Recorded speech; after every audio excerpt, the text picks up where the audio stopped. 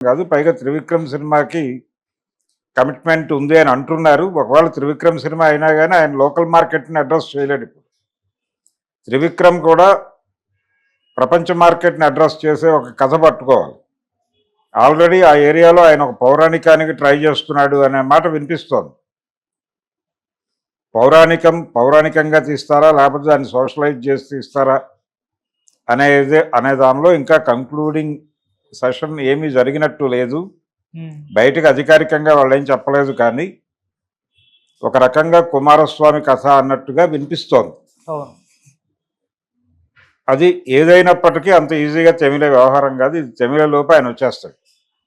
కాబట్టి ఈ వెకేషన్ అనేది పార్ట్ ఆఫ్ ది గేమే.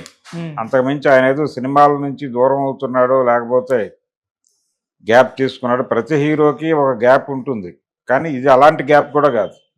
చిరంజీవి గారు హిట్లర్కి ముందు గ్యాప్ తీసుకున్నాడు, అలాంటి గ్యాప్ కాదు. ఈ గ్యాప్ వేరు. ఇది క్రీడలో భాగంగా జరుగుతున్నటువంటి గ్యాపే. దీని గురించి ఆందోళన పడాల్సిన అవసరం లేదు. అభిమానులు కూడా, అంటే మీడియాలో ఈ వార్తని ఒక పద్ధతిలో ప్రచారం చేయటం వల్ల వాళ్ళు ఆందోళన పడవచ్చు తప్ప ఇతరత్రా ఇది ఆందోళన పడాల్సింది ఏం లేదు. ఇప్పుడు ఆయన 4 ఏళ్లకో 5 ఏళ్లకో బుక్ అయి ఉన్నాడు మహేష్ బాబు. అలాగే RRR కోసం రామ్ చరణ్ అలాగే ఎన్టీఆర్ ఎంత టైం కేటాయించారో మనకు తెలుసు. అంటే కరోనా వలన డిలే జరిగింది, కానీ యాక్చువల్గా 1.5 yearలో అయిపోవాల్సిన సినిమా అనే మాట కూడా విన్నాం మనం. ఏది ఏమైనా కానీ ప్రీ ప్రొడక్షన్ పనులు చాలా ఉంటున్నాయి ఈ మధ్య. అందుకని ప్రీ ప్రొడక్షన్ గ్యాప్లో ఆయన వెకేషన్కి వెళ్తాడు, అంతే తప్ప సినిమాలకు బ్రేక్ ఇవ్వటాలు అలాంటివి ఏం లేవు. అండ్ సార్, ఇప్పుడు త్రివిక్రమ్ గారితో సినిమా ఉంది, అండ్ తర్వాత పుష్ప 3, అంటే ముందు త్రివిక్రమ్ గారితో వస్తుందా లేకుంటే పుష్ప 3 వస్తుందా? ఇవి ఎప్పుడు వచ్చే ఛాన్స్ ఉందంటారు సార్? అంటే ఆయన లైనప్ ఇంకా అనౌన్స్ చేయలేదు కదా. అనౌన్స్ చేయలేదు. ప్రస్తుతానికి పుష్ప 3 విషయంలో కూడా క్లారిటీ లేవు ఎవరికి. ఓకే. ఆయన మొదట పుష్ప ఫ్రాంచైజీ నుంచి బయటకు వచ్చి ఒక సినిమా చేయాలి. చేస్తే రిలాక్సేషన్ వస్తుంది ఆయనకి, అభిమానులకి, ఆడియన్స్కి కూడా. ఈ రిలాక్సేషన్ తర్వాత కావాలంటే అటు వెళ్ళొచ్చు. అందుకని ఒకవేళ త్రివిక్రమ్దే మొదటి సినిమా ఇప్పుడు ఇమ్మీడియట్గా అతను ఈయనతోనే చేయాలి. ఎందుకంటే సుకుమార్ ఆల్రెడీ ఇంకో ప్రాజెక్టుకి డిజైన్ చేసుకుంటున్నాడు ఆయన, రామ్ చరణ్. అందుకని రామ్ చరణ్తో ఆ ప్రాజెక్ట్ కంప్లీట్ అయ్యే లోపు ఈయన ఇక్కడ త్రివిక్రమ్తో సినిమా చేసుకుంటాడు. ఇది అయిన తర్వాత ఆయన ఫ్రీ అయితే అప్పుడు 3 మీద కూర్చుంటారు. 3 మీద కూడా రకరకాల చర్చలు జరుగుతున్నాయి కదా. ఇది ఉండొచ్చు, ఉండకపోను వచ్చు అని. ఆ ఉండొచ్చో ఉండకపోను వచ్చో ఈ లోపల క్లారిటీ వస్తుంది. సో ఎటు నుంచి ఎటు చూసినా కానీ త్రివిక్రమ్ ప్రాజెక్టే ముందుండే అవకాశం. Okay sir, thank you so much. Thank you. Pushpa 2కి 3 సంవత్సరాలు పట్టింది. పుష్ప 2 అనుకున్న రోజు నుంచి 3 సంవత్సరాలు పట్టడానికి కారణం ఏమిటి? యాక్చువల్గా వాళ్ళు పార్ట్ 1 తీసినప్పుడే పార్ట్ 2 కూడా కొంత తీసామని చెప్పారు. ఓకే.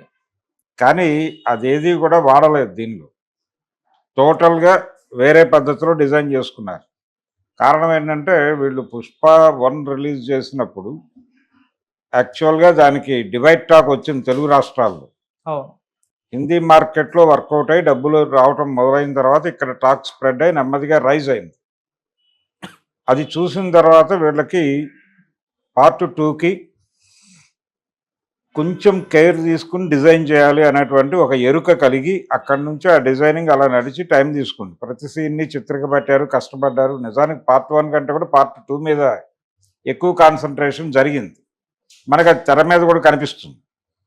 కాబట్టి ఇప్పుడు ఆయన ఒక 6 నెలలో 7 నెలలో బ్రేక్ తీసుకోవటం వలన ఈ లోపు ఇతర వ్యవహారాలు రెడీ అవుతాయి. ఓకే. అంటే పోస్ట్ ప్రొడక్షన్ అనేవాళ్ళు గతంలో, ఇప్పుడు ప్రీ ప్రొడక్షన్ కూడా చాలా ఉంటుంది, చాలా యాక్టివిటీ ఉంటుంది. సో ఈ యాక్టివిటీకి కనీసం 7-8 నెలలు టైం పడుతుంది. ఈ బ్రేక్లో ఆయన వెకేషన్ ఎంజాయ్ చేయొచ్చు, లేకపోతే మొన్న జరిగినటువంటి ఇబ్బందుల నుంచి తన్ని తాను బయటకు తెచ్చుకోవడానికి ఏదైనా ప్రయత్నం చేయవచ్చు. అంతే తప్ప ఆయన ఏదో ఫ్యామిలీ వెకేషన్కి వెళ్ళటం అనేది బ్రేక్ తీసుకున్నట్టుగా అనుకోనక్కర్లేదు. అంటే బ్రేక్ తీసుకోవడానికి ఆయన కారణం ఏదైనా కావచ్చు, కానీ ఇక్కడ పని hi viewers, welcome to our channel. ప్రస్తుతం మనతో పాటు భరద్వాజ్ గారు సీనియర్ జర్నలిస్ట్ ఉన్నారు. వారితో ఒకసారి మాట్లాడదాం. సార్ నమస్కారం సార్. నమస్తే. సార్, ఢిల్లీలో ఎన్నికల ప్రచారం కొరకు ఎన్డీఏ కూటమి నుంచి పవన్ కళ్యాణ్ గారు అండ్ నారా చంద్రబాబు నాయుడు గారు ఇద్దరు కూడా క్యాంపెయిన్ చేయబోతున్నారు సార్. అయితే పవన్ కళ్యాణ్ గారు క్యాంపెయిన్ మహారాష్ట్రలో మనం చూసాం, అక్కడ వర్కౌట్ అయ్యి కూటమి గవర్నమెంట్ ఫామ్ చేయడం చూసాం. మరి ఇక్కడ కూడా ఢిల్లీలో కలిసి వస్తుంది పవన్ కళ్యాణ్ గారు క్యాంపెయినింగ్ అని చెప్పేసి ఇప్పటి నుంచే కూడా అభిమానులు అయితే హ్యాపీనెస్ వ్యక్తం చేస్తూ వస్తున్నారు సార్. మరి పవన్ కళ్యాణ్ గారి క్యాంపెయిన్ ఢిల్లీలో ఏ మేరకు బీజేపీకి సహాయపడుతుంది, మీరేం చెప్తారు సార్ ఆయన క్యాంపెయిన్ పైన?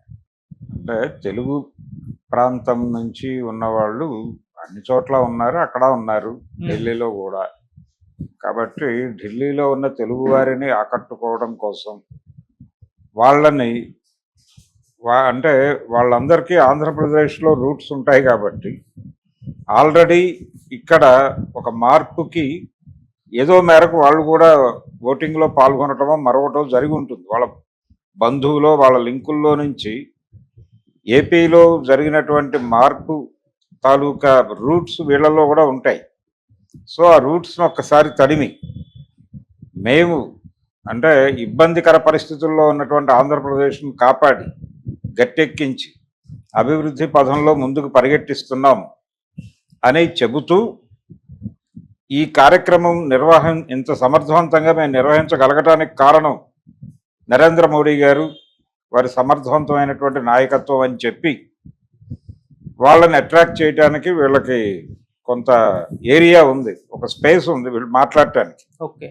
సో దాన్ని పట్టుకొని వీళ్ళు ఏదో అక్కడ ఒక కార్యక్రమం, ఒక